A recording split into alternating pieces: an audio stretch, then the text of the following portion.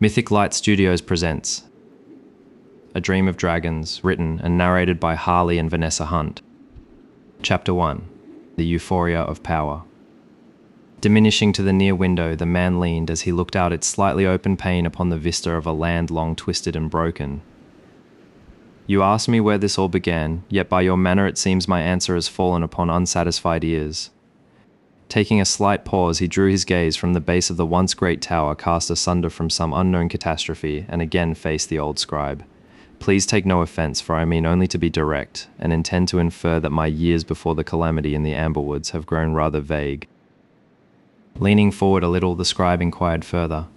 I take no discourtesy nor offense, my lord, but I would still like to hear all that you may remember. Fair enough, though I cannot promise it will be as exhilarating as those tales others have told of me. Please, I'm sure you are only being modest, and let me state that you are much unlike the brute told of in those tales. Letting a slight smile across his face from the flattery in his words, the well-dressed man thought on his past and soon gave it a voice. Well, as you can imagine, I was forced to grow up quickly. So after my family and I reached Roland Gap, I quickly apprenticed as a blacksmith, all in an effort to contribute to a community I was never born to. Years passed and I had become quite proficient. I was no master, yet I could hammer out a decent blade. Trailing off in thought, he added, now that I look back, I would say those were probably the most peaceful years of my life. Really, I didn't know what I was expecting, but I figure your early years would have been filled with adventure and soldierly endeavors. My life back then was much simpler, though I had my share of troubles like most young men. Most notably a young woman I fear to call a lady. Frida, heir apparent to the Duchy of Corbain, a particularly despicable individual who caused me great frustration at the time. Actually, an old man once told me of a similar experience regarding the Corbains. I'm guessing it's safe to say you share the same sentiment. I do indeed, and I would bet many more would. But returning to young Frida, she came to me wanting to commission a gift, a gesture if you will, for her father. I sketched just as she described, but once done, she suddenly changed her mind, if only at a whim. Leaving in a hurry, she dropped what I thought to be, by accident, a golden wolf head medallion the size of a sword's pommel. I tried returning it, but by the time I picked it up, she was already outside, nowhere to be seen. Seeing no other course of action, I placed the medallion in a lockbox with a note, putting in words all I have already spoken. Truth be told, I dreaded her return, and I was right to, seeing as she did so at the heel of her father, accusing me of stealing. Yet I will not have this tale mired by shadows and darkness, but rather how light must respond to it, and the rest, as they say, is history. Therin, you're a good lad. I'd wager you would have become the best blacksmith that's ever stepped foot in this forge, but I can't have these rumours hanging about. It could ruin me, by the light I have a family to feed. Therin carefully studied Sven's words, finding he now regretted his own, for he felt a profound understanding for the unstable ground Sven now found himself upon. Silence falling over the conversation, Therin feared he knew what was coming. I'm going to have to let you go, Therin. Please don't think I say this easily, and don't think the promises I made to your father were done lightly. It was a promise I made long ago, but I can't have my business go down the sinker because of it. I understand, Sven, the Baron has made his will known, and that is as good as law around here. I will not have your family suffer because of all this. We all have to do what we have to do. Therin stood from his seat, pulling himself straight, and moved for the door. With his hand on the handle, he turned back. I just realized that Frida's name is shortened from Frieden. It's sort of ironic because Frieden literally means peace. Letting out an audible sigh, Therin turned back to the door, cursing under his breath. More like a pretentious witch, if you ask me. I won't disagree with you there, lad, Sven replied with dismay, as Therin slipped through the door, disappearing into the night. Completely absent, Therin walked the dark streets, feeling a profound loneliness that he could hardly hope to unravel. All the while, the question of whether he would ever belong haunted his every step. Only the water-soaked prints in the damp earth proved his passing. Yet with every pace taken, the chaotic flicker of torchlight washed over him like a cleansing fire, searing away the metaphoric demons in the dark. Yet from this darkness, a distant echo of conversation perked his attention. Though soft at first, the sound resonated down the street like a beacon drawing Therin closer. Looking up, he noticed the distinct glow of candles flickering through a window, and a sign with the dancing dragon written boldly above the door.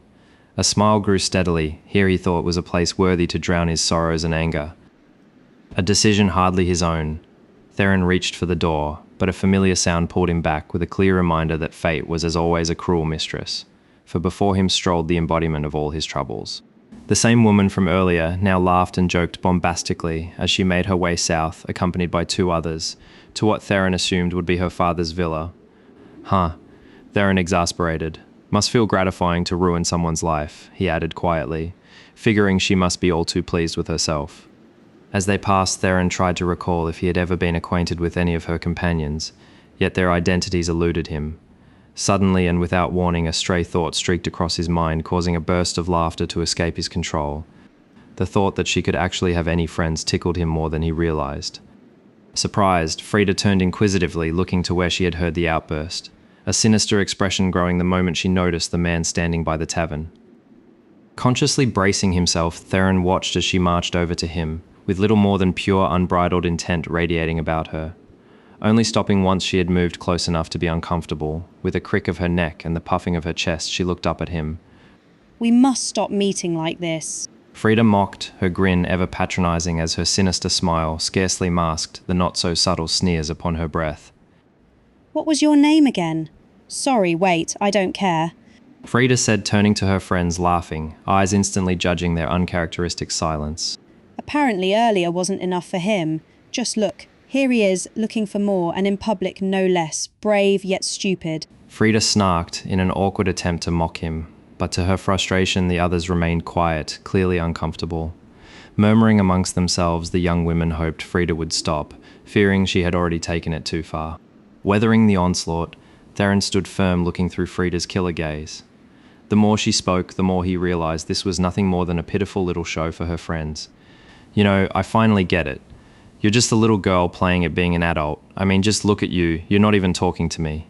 Therin stopped motioning towards Frida's companions.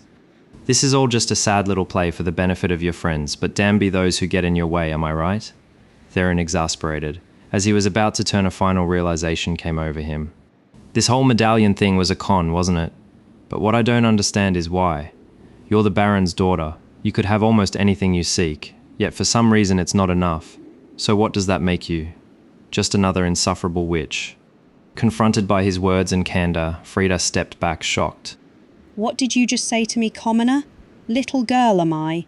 You really are stupid, aren't you, boy? Your parents sure didn't teach you that it's a bad idea to speak back to those above your station. Oh, wait a second, that's right. Your father left you when you were still a boy.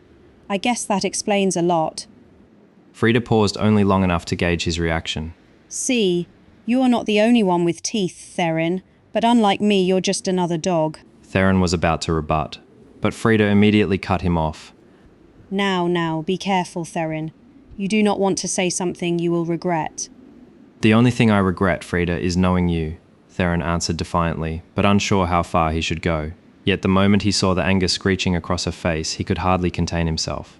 You don't even realize that you are a parasite feeding off of a world, falsely believing that it's your birthright. You have plenty of people willing to do your bidding, but how much of that is loyalty and how much of it is because you have a golden leash wrapped around their necks? Frida's anger grew palpable and her teeth began to grind.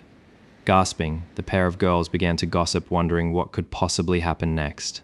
Already committed, Therin figured his hole had already been dug, so thought he might as well continue. How about you prove me wrong? Go to your father, confess, and deal with the repercussions, for it is then, and only then, that you can look me in the eye and tell me you're not the person I believe you to be. Noticing Frida lost for words, Therin continued. See, you can't do it. You're nothing more than a coward. Whack! Therin felt a stinging sensation burning across his cheek. Instinctively, he pulled his hand up, placing it softly over the reddening skin, balming the pain. Frida stormed off, but turned back with a threat. My father will hear of this. Focusing her attention on the ever-growing crowd forming around them, she bared them a warning. And to all those who bear witness, the House of Corbain never forgets a slight. So I would advise you all to choose your words and, more importantly, futures wisely. Therin turned to see Sven's son Riker standing in the doorway. I'm thinking you may have gone a little too far, Therin. I fear a reckoning will be coming your way for that. Therin laughed nervously, trying to stifle his emotions. Yeah, I know. It has been a long day, and somehow that woman knows just how to push my buttons. First, she gets me fired and then she bails me up to gloat. Taking a moment, he turned back to Frida, who was storming up the road. Yeah, that was definitely a mistake. Riker placed a hand on Therin's shoulder, pulling him into the tavern. Come, let's have a drink. It's the least I could do. Allowing himself one night, Therin complied, feeling he needed nothing more. Cheers to that. Taking a seat at the only vacant table, Riker motioned for the barmaid to attend before turning back to Therin. I'm sorry about my father. I tried to get him to let you stay, but he would not have a bar of it. Feeling the true sting of his actions, Therin slumped down into the chair across from Riker. It's fine, though I can't say that it didn't hurt, but I will live with whatever comes. Besides, I'm thinking it would be best if I laid low for a while, let all this blow over.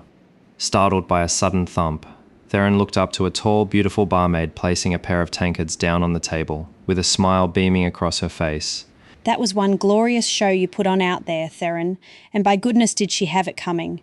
But promise me you will try to keep yourself out of trouble. Therin could only smile as he nodded, pulling a silver coin from his pocket. Still smiling, the bar lady refused. Please, it's on the house. That show alone was worth at least a few drinks. Thank you, Gwen. I'll do my best. Pulling the tankard to his lips, Therin began to drink, fully intent on enjoying the night in spite of the evening.